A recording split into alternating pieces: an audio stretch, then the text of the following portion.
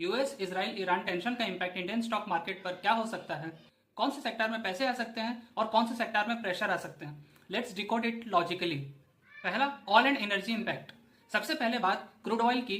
Indian oil import करता है, तो अगर मिडिल ईस्ट टेंशन से क्रूड प्राइसेस बढ़ते हैं तो इम्पैक्ट डायरेक्ट बढ़ता है। अपस्ट्रीम कंपनीज जैसे oil and natural gas corporation और ऑयल इंडिया लिमिटेड को शॉर्ट टर्म बेनिफिट मिल सकता है, लेकिन ऑयल मार्केटिंग कंपनीज जैसे Indian oil corporation, Bharat petroleum और हिंदुस्तान पेट्रोलियम पे प्रेशर आ सकता है अगर मार्जिन स्क्वीज हो। Possible short term move minus और plus 3 to 10% depending on crude spike. अब बात करते हैं केमिकल एंड टायर इफेक्ट के ऊपर। क्रूड बढ़ने का इम्पैक्ट सिर्फ ऑयल कंपनीज पे नहीं, पेंट्स, केमिकल और टायर सेक्टर पर भी पड़ता है, जैसे Asian paints, Berger paints and tyre company like MRF.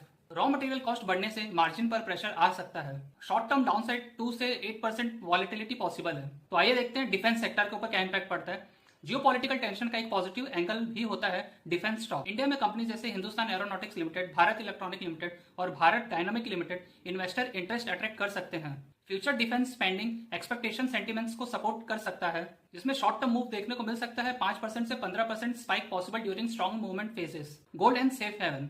Risk के टाइम पर इन्वेस्टर गोल्ड की तरफ शिफ्ट करते हैं। गोल्ड ईटीएफ्स और कंपनीज जैसे टाइटन कंपनी इनडायरेक्टली बेनिफिट कर सकते हैं, और अनसर्टेनिटी बढ़ती है तो गोल्ड प्राइसेस 3 to 8% रिएक्ट कर सकते हैं। ओवरऑल इंडाइसेस जैसे निफ्टी 50 और बीएसई सेंसेक्स शॉर्ट टर्म में वॉलेटाइल हो सकते हैं, यूजुअली पहले करेक्शंस फिर क्लैरिटी आने पर स्टेबलाइजेशन। तो समरी सिंपल है, upstream oil and defence stock में स्ट्रेंथ आ सकती है, क्रूड डिपेंडेंट सेक्टर प्रेशर में आ सकते हैं, गोल्ड सेफ हेवन बन सकता है। इन मार्केट का डायरेक्शन डिपेंड करेगा कॉन्फ्लिक्ट का ड्यूरेशन और ग्लोबल रिएक्शन पर। ये वीडियो सिर्फ एजुकेशनल पर्पस के लिए है, इन्वेस्ट करने से पहले अपनी रिसर्च जरूर करें।